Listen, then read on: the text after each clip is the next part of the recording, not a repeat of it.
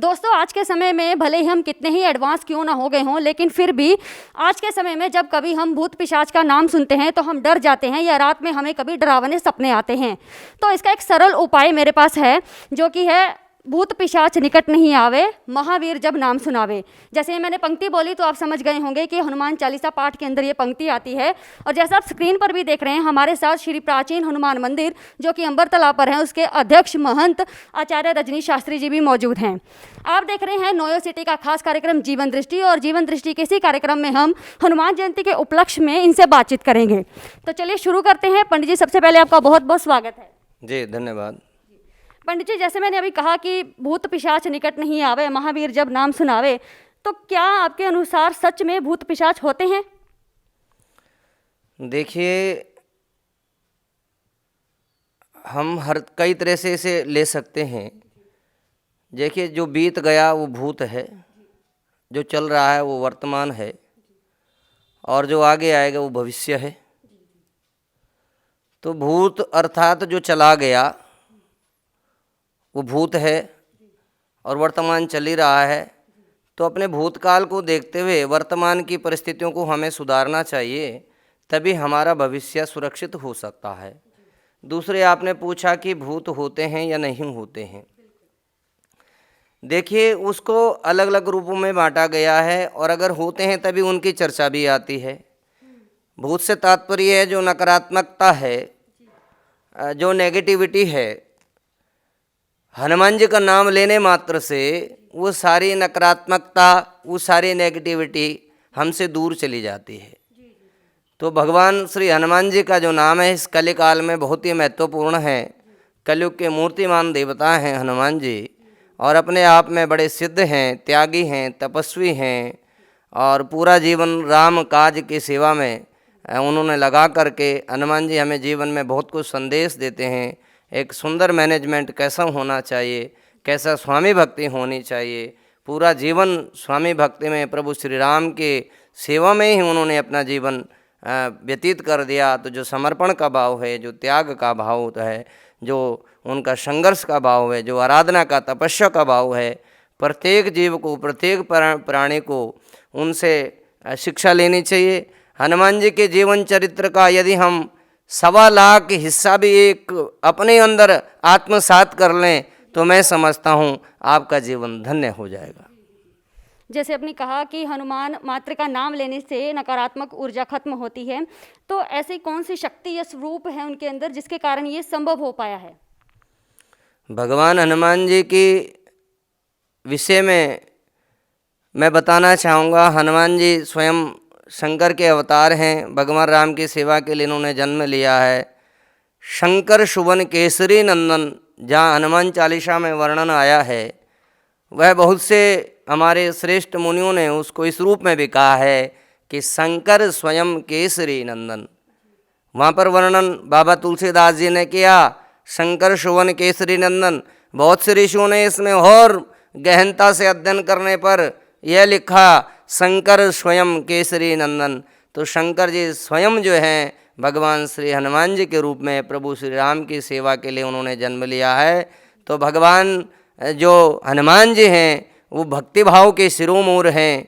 उन्होंने अपने जीवन काल में सुंदरकांड में जब चौपाई आती है, जामवंत के वचन सुवाए हैं, सुनि हनुमंत हृदय अति भाए, तो यहाँ पर यह संदेश जाता है, जामवंत उस काल में वृद्ध व्यक्ति हैं, और वह शिक्षा हनुमान जी जो हैं वो क्या हैं, हनुमान जी एक युवा के रूप में हैं। और कहने से तात्पर्य यह है कि जब भी हमारे जो नौजवान साथी हैं, हमारे जो युवा शक्ति हैं, जब बड़ों की बातों को, बुजुर्गों की बातों को सिरोधार्य करेंगे तो जीवन में वो कदापि पीछे नहीं रह सकते। हनुमान जी चाहते तो स्वयं लंका में पूरा तहस नहस कर सकते थे, वो रावण का वध भी कर सकते थे, लेकिन अपनी स्वामी भक्ति के कारण जितने उन्हें आज्ञा थी, जितना उन्हें परामर्श था, केवल माँ सीता का पता लगाने के लिए उन्हें भेजा गया था, और हनुमान जी ने उस काम को बड़े ही सुंदर तरीके से किया।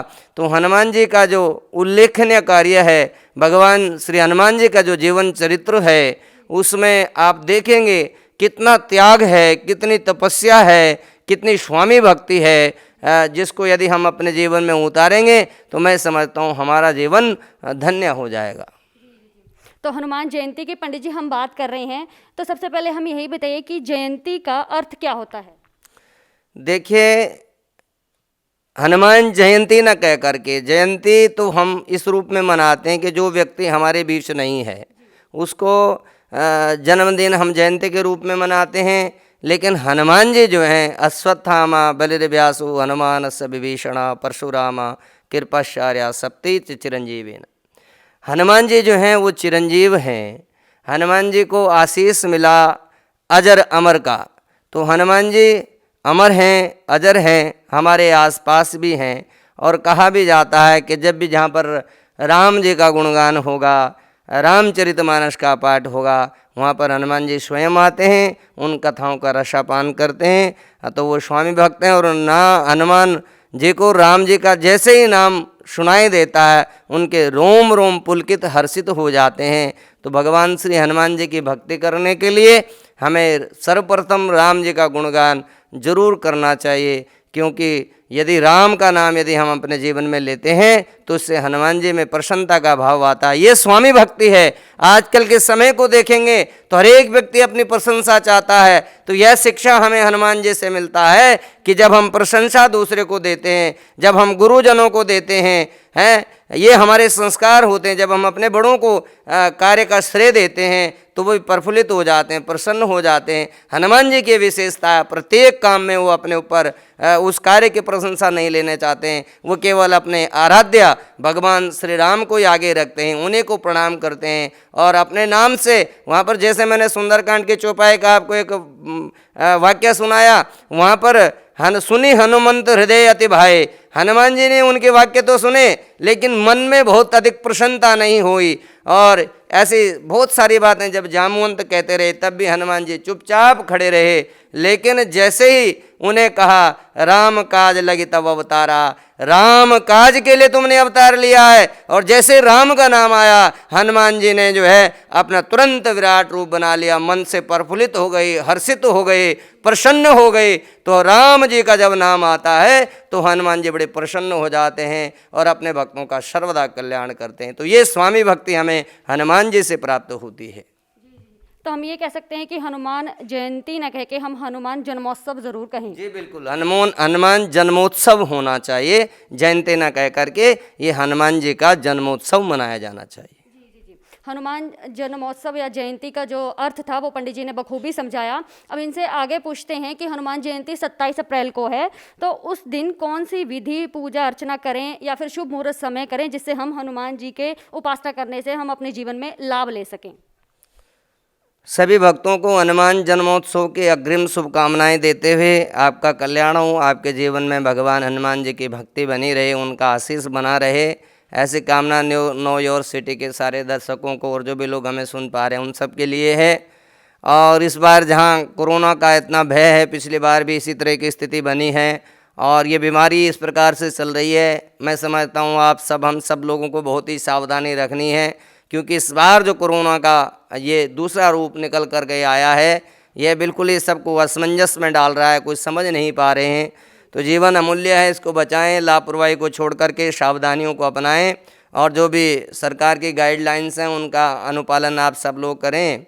और हनुमान जी की भक्ति आप घरों में बैठकर भी कर सकते हैं, रख सकते हैं। इस बार 27 अप्रैल और दिन है मंगलवार, बड़ा ही शुभ दिन है।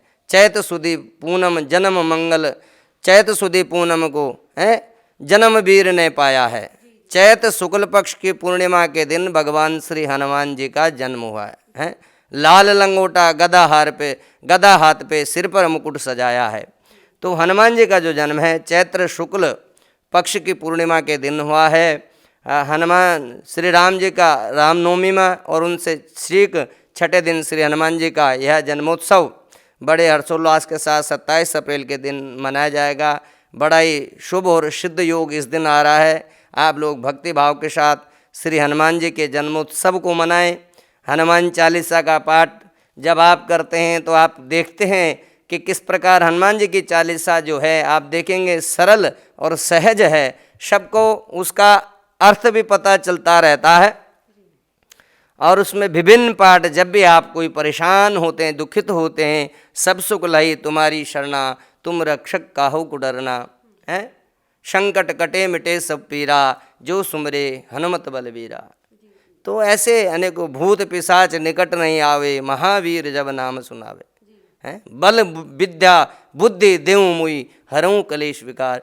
तो हनुमान जी के विभिन्न इसमें जो आप देखेंगे अनेक रूप हैं, और उन जब मंत्रों का आप जाप करते हैं, हनुमान चालीसा का आप पाठ करते हैं, तो आपका जीवन धन्य हो जाता है। खासकर युवाओं को उनसे प्रेरणा लेनी चाहिए। हनुमान जी के जन्मोत्सव पर हनुमान चालीसा, सुंदरकांड, रामचरितमानस का पाठ, ये सब करने से आप बहुत ही लाभान्वित हो सकते हैं। और हनुमान जी को उनका वस्त्र, लाल वस्त्र, और हनुमान जी को हनुमान जी का सिंदूर, जो सिंदूर जब माता सीता लगा रही थी, तो हनुमान जी ने उनसे पूछा था कि यह क्या है। तब माँ सीता ने कहा था कि मैं ये लगा रही हूँ कि जिसे लगाने से प्रभु श्री राम प्रसन्न होते हैं। तो हनुमान जी ने सोचा कि जब इतने से सिंदूर से भगवान मेरे राम प्रसन्न होते हैं, तो अपने पूरे शरीर पे ही उन्होंने सिंदूर लगा दिया था, तो जिससे भगवान राम बड़े प्रसन्न हुए। तो इस कलिकाल में भी हम जब भगवान श्री हनुमान जी को सिंदूर चढ़ाते हैं, उनका चोला चढ़ाते हैं, उन्हें लाल फल अर्पित करते हैं, तो हनुमान जी बड़े प्रसन्न हो जाते हैं। तो हनुमान जी का दूसरा वाक्य ये भी है कि निर्मल मन जन सो मोहि पावा, मोहि कपट छल छिद्र न भावा। केवल निर्मल मन से, भाव से, भक्ति से मुझे स्मरण कर लो, बहुत कुछ करने की आवश्यकता नहीं है। तो जो भी हनुमान जी की पूजा विधि भी बड़ी सरल है। जब भी आप बड़ी सरलता के साथ केवल हनुमान चालीसा का ही पाठ करेंगे, तो हनुमान जी आपसे प्रसन्न हो जाएंगे। पंडित जी, अगला सवाल मेरा ये है, चूँकि हनुमान जी ब्रह्मचारी रहे हैं, तो ऐसे में क्या स्त्रियों को उनकी पूजा करनी चाहिए? देखिए, आपने बड़ा अच्छा सुंदर प्रश्न पूछा। और हनुमान जी आजीवन ब्रह्मचार्य रहे, कहीं कहीं पे वर्णन बहुत सारी चीज़ों का आता है। और एक बार का वर्णन ये भी है कि जब वो सूर्य भगवान से शिक्षा ले रहे थे, तो सूर्य भगवान ने कहा था कि ये जो विद्या मैं तुम्हें दे रहा हूँ, इसमें विवाहित होना बड़ा आवश्यक है। तो तब उस विद्या को प्राप्त करने के लिए श्री हनुमान जी ने उनकी पुत्री से विवाह किया था।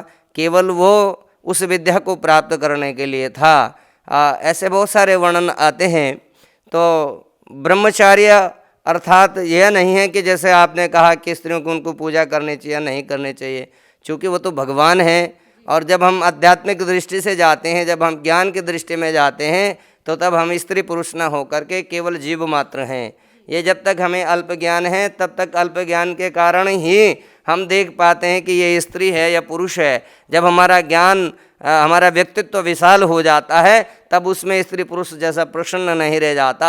हम सब जीव मात्र हैं, और जीव मात्र को भगवान की आराधना वंदना अवश्य ही करनी चाहिए। और बाकी नियम तो आप सब लोगों को पता ही होता है कि किस प्रकार से स्त्रियों को किन दिनों में परहेज कहा गया है। उनकी पालना करते हुए हम निश्चित रूप से हनुमान जी के आराधना उपासना कर सकते हैं। और हनुमान जी ने यह नहीं कि स्त्री के लिए कहा कि आप मेरी पूजा नहीं कर सकते। वो स्वामी भक्त थे, वो माँ सीता को भी माँ के रूप में देखते थे। वो इसलिए उन्होंने कभी भी माँ सीता के मुख को नहीं देखा, केवल चरण वंदना की। यह वो कहते हैं, वो स्त्री जाति का सम्मान करते हैं, उन्हें पूजनीय मानते हैं। उनसे हमें शिक्षा लेने की आवश्यकता है, न कि यह है कि स्त्रियां उनकी पूजा नहीं कर सकती। हनुमान जी का पूजा कोई भी बाल, वृद्ध, युवा, स्त्री, नर नारी जो भी है, सब कर सकते हैं। इसमें किसी प्रकार का कोई दोष, कोई भेद नहीं है। दर्शकों, पंडित जी ने कहा कि स्त्रियां कुछ नियमों को ध्यान में रखते हुए हनुमान जी की पूजा अर्चना कर सकती हैं, क्योंकि एक जीवन मात्र हैं हम, और जीवन में हम भगवान की पूजा अर्चना कर सकते हैं। और हनुमान जयंती पर किस तरह से हम पूजा कर सकते हैं, इसकी जानकारी भी पंडित जी ने दी है। आप इसको अपनाकर जो है इसका लाभ ले सकते हैं। पंडित जी, हमारे जीवन दृष्टि कार्यक्रम में जुड़ने के लिए आपका बहुत बहुत धन्यवाद। जी, बहुत बहुत धन्यवाद, प्रणाम। सभी लोगों को अग्रिम शुभकामनाएं देता हूँ। श्री हनुमान जी आपके जीवन में उत्तम स्वास्थ्य आपको प्रदान करें। और ये जो पूरी महामारी पूरी हमारे देश में फैली हुई है, मैं हनुमान जी महाराज से आराधना वंदना करूँगा सभी लोगों के लिए, सभी जीवों के लिए। भगवान हनुमान जी सब पर अपनी कृपा दृष्टि बनाए रखना, और शीघ्र अतिशीघ्र यह बीमारी, यह रोग, यह महामारी हमारे देश से दूर हो। और हनुमान जी निश्चित रूप से इस कलिकाल में महत्वपूर्ण देवता हैं, प्रधान देवता हैं कलयुग के। तो हनुमान जी के श्री चरणों में बार बार प्रणाम करते हुए आप सब लोगों को बहुत बहुत साधुवाद प्रणाम करता हूँ। नमस्कार। आप देख रहे थे जीवन दृष्टि खास कार्यक्रम। हनुमान जयंती की चर्चा हमने आचार्य पंडित रजनीश शास्त्री जी से करी है। आपको ये जानकारी अच्छी लगती है इसे लाइक और शेयर ज़रूर करें और हमारे चैनल को सब्सक्राइब करें। आप सभी का बहुत बहुत धन्यवाद।